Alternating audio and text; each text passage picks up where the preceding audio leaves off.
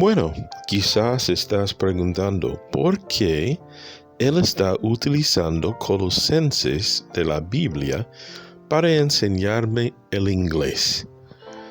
Y es una buena pregunta. Pero la respuesta es que el vocabulario es difícil. Hay que pensar. Además, hay traducciones de exactamente los mismos pasajes en español. Entonces tú puedes comparar con las traducciones en español. Voy a daros un poquito de contexto para que puedan seguir más fácilmente las lecciones del inglés de Extreme English from Extremadura. El apóstol Pablo o San Pablo estaba en la cárcel por causa de su fe, y allí en la cárcel él conoció a Epafras, un hombre de Colose. Epafras había conocido a Cristo Jesús y había puesto su fe en él, y después él compartió su fe con la gente de su ciudad. Esas personas, o muchas personas por lo menos, decidieron seguir a Jesucristo. Y Epafras compartió lo que había pasado en su ciudad natal. Esto incentivó a Pablo a escribir una carta a ese grupo de creyentes en Cristo. Sin embargo, él no había tenido la oportunidad de conocerlas personalmente, y podemos ver esto en la carta. Y Pablo quería darles ánimo por haber recibido a Jesús como su Señor y Salvador, y también él quería daros unas advertencias también para no seguir solamente a los ritos religiosos, sino por fe seguir a Jesucristo. Entonces Pablo habla de la grandeza de Jesús, de Jesucristo, de que Cristo estaba presente durante la creación, y además que Cristo era la persona, el ser que reunía al hombre con Dios. Y por medio de la muerte de Jesús en la cruz, Él pagó la penalidad por nuestros pecados, los seres humanos. Y entonces, según Pablo, esto abrió la puerta a una relación personal con Dios mediante Jesucristo. Sin embargo, había un grupo de gente que decía que uno necesitaba más que Cristo, que necesitaba una sabiduría especial, quizás unos ritos especiales, que tenía que ser más y hacer más cosas religiosas, y de que conocer personalmente a Cristo no era suficiente. Y Pablo argumentó fuertemente en contra de eso. De hecho, en capítulo 2, versículo 16, él dice: por tanto, que nadie los critique a ustedes por lo que comen o beben, o por cuestiones tales como días de fiesta, lunas nuevas o sábados. Todo esto es no más que la sombra de lo que ha de venir, pero la verdadera realidad es Cristo.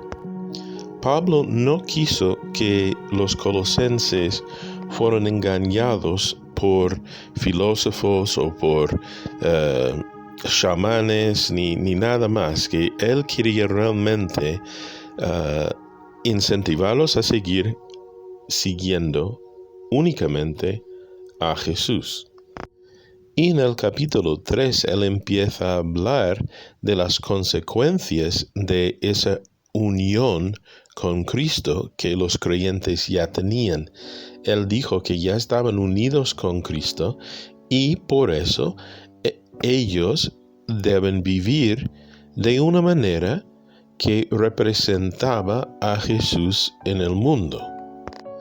Y él dijo que ahora ya habían comenzado un proceso de cambio en la vida. En capítulo 3, versos 9 y 10 dice: no se mienten los unos a los otros, puesto ya que se han despojado de lo que antes eran y de las cosas que antes hacían, y se han revestido de la nueva naturaleza, la del nuevo hombre que se va renovando a imagen de Dios, su Creador, para llegar a conocerlo plenamente.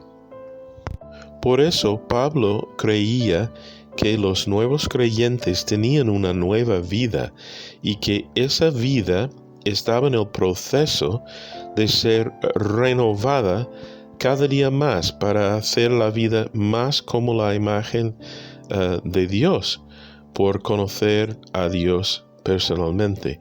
Y él dijo que todo eso resulta en un compañerismo entre los otros creyentes, y además que el creyente tendría mejores relaciones el uno con el otro, con las personas todavía que no conocen a Cristo, y con sus propias familias, y hasta con sus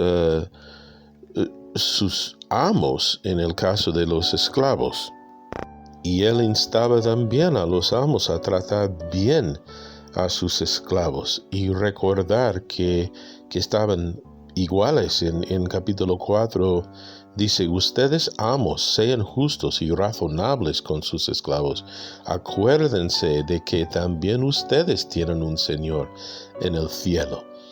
Y por fin él empieza a instarlos a orar el uno por el otro, de comportarse bien con todos, y para concluir habla del equipo de personas en su alrededor que estaban intentando compartir este mensaje o evangelio o buenas nuevas, the gospel in English, a las otras personas. Y recuerda también a las personas que la iglesia no era un edificio. Tenemos que recordar que en aquel entonces las personas se reunieron en casas. Por ejemplo, capítulo 4, versículo 15 dice: saluden a los hermanos que están en la Odisea. Saluden también a Ninfa y a la congregación que se reúne en su casa. Después de haber leído ustedes esta carta, mándenla a la iglesia de la Odisea, para que también allí sea leída. Y ustedes, a su vez, lean la carta que les llegue de allá. En fin, esta carta es una carta para dar ánimo a las personas que creían en Jesús, además para darles firmeza en su fe y también para ayudarlos a pensar en las otras personas que todavía no tenían fe en Cristo Jesús. Entonces, esto es el contexto de la carta bíblica. Y el vocabulario no es muy fácil, pero si solamente iba a decir open the door, this is a pencil, you would not be able to advance. No podría avanzar mucho en el inglés.